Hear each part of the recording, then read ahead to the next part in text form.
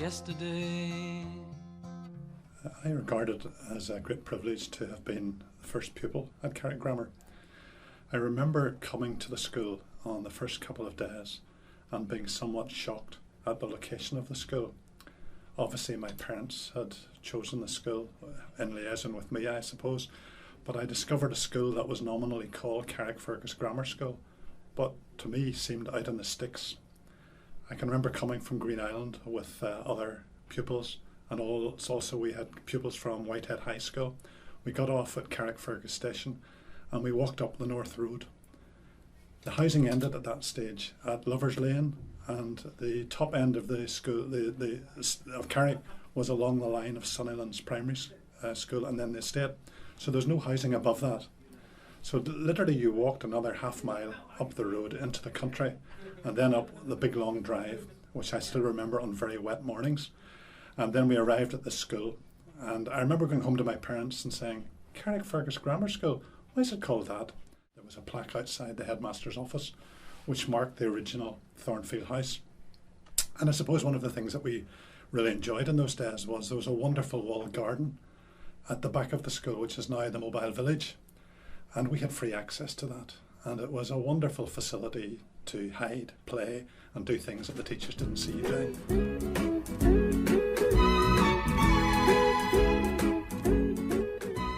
I have very fond memories of most of my teachers. You can imagine with 70 pupils and a small number of teachers, you had to mix and match and cover quite a lot of things. Mr. Jemison I still remember with tremendous fondness, a very dedicated history teacher as well as a VP.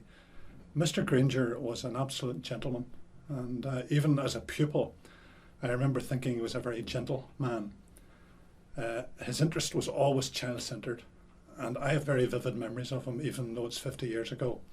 If I had to pick out one teacher over my time at the school who probably has stayed in my memory longer than most, it would be Mr. McNally, the biology teacher.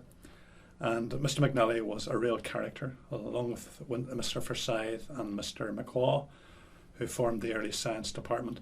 But Mr. McNally was biology. And to give you an example of the kind of things he would allow you to do that you wouldn't be allowed to do today, I remember on one occasion he allowed some of the biology class to bring in a dead badger, a roadkill, and we spent 3 days out of class dissecting the badger with no gloves, no mask, something that couldn't be done today.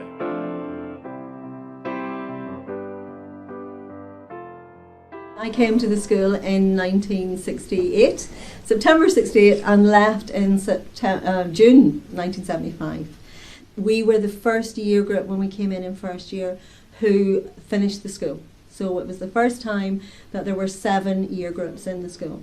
And there was a real sense of family atmosphere about it. And Pop Granger, as he was called, he was always affectionately known as that.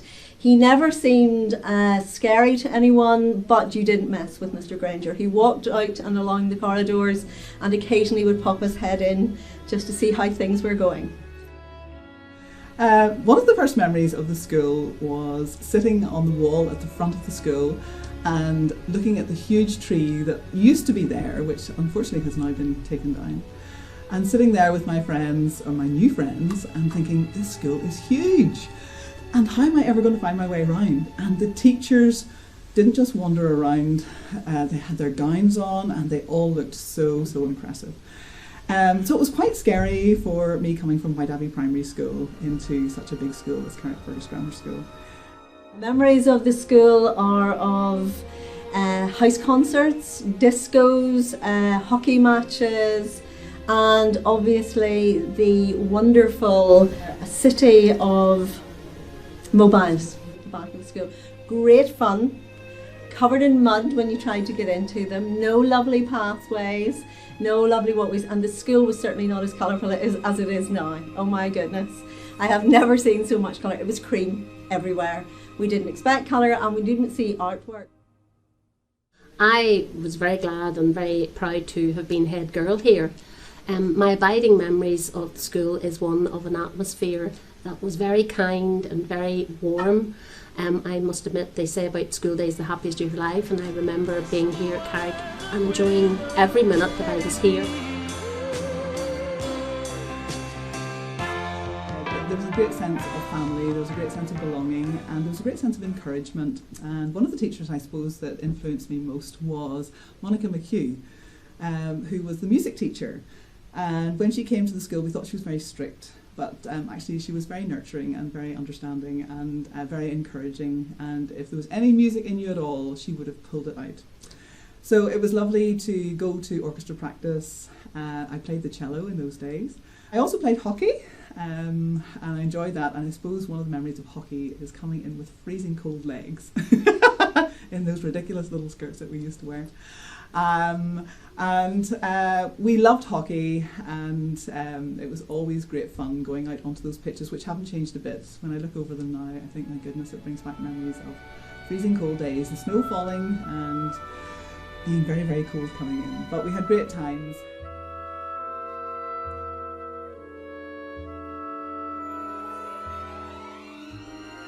One particular area that I really enjoyed was athletics, cross country.